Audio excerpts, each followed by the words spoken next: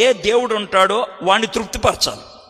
ఏ దిక్కులో ఏ దేవుడు ఉంటాడో అని తృప్తిపరచాలి. ఉదాహరణకి ఇది అగ్నిదేవుడి దిక్కు అనుకుందాం. ఇది అర్థం, ఇదే అగ్నిదేవుడు.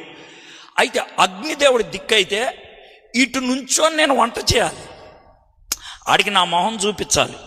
నేను సైడ్ చూపించినా, నా ముడ్డి చూపించినా ఆడు కోపం వస్తుంది. అప్పుడు నాకు వచ్చే జబ్బు ఏంటంటే కడుపు మంట. మనం దాన్ని గ్యాస్ అనుకుంటాం. లేదు, ఆయనకు వచ్చింది. సిద్ధాంతి దగ్గరికి వెళ్తే ఆయన కిచెన్ మార్చేస్తే మన కడుపు నొప్పి తగ్గిపోద్ది అంటాడు. అదే ఆయన చెప్పేది. అయితే సార్ మీరు వాస్తు నమ్ముతారంటే ఒకే ఒక మాట చెప్తాను, వాస్తు నమ్మే అంత దమ్ము లేదు నాకు. నాకున్న ఒక్క దేవుడిని తృప్తిపరచలేక చేస్తున్నాను నేను. 8 మందిని ఏం చేస్తాను నేను? ఒక్కడు చెప్పింది వేయట్లేదు నేను. 8 మంది చెప్పింది నేను ఏం చేస్తాను? చేయగలనా? కాబట్టి నాకు అంత దమ్ము లేదమ్మా. అమ్మో అంత లేదు.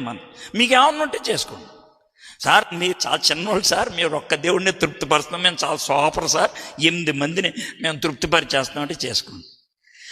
ఇవన్నీ క్రైస్తవులు చేసేవే. వాస్తు, కులం, మంచి గడియ, శుభ గడియ, ఇవన్నీ క్రైస్తవ్యం నుంచి వచ్చింది కాదు, బైబిల్ నుంచి వచ్చింది కాదు. ఏళ్లతో రాసుకొని పూసుకొని ఆచారాలు సొంతం చేసుకున్నాం మనం. ఇశ్రాయేలీలు కూడా అదే చేశారు, ఏం తేడా లేదు. అందుకే దేవుడికి ఏమొచ్చింది? కోపం వచ్చింది. వాళ్ళు ఎంత దుర్మార్గులు అయిపోయారంటే దేవుళ్ళని కొలిసేవాళ్ళు అయిపోయారు.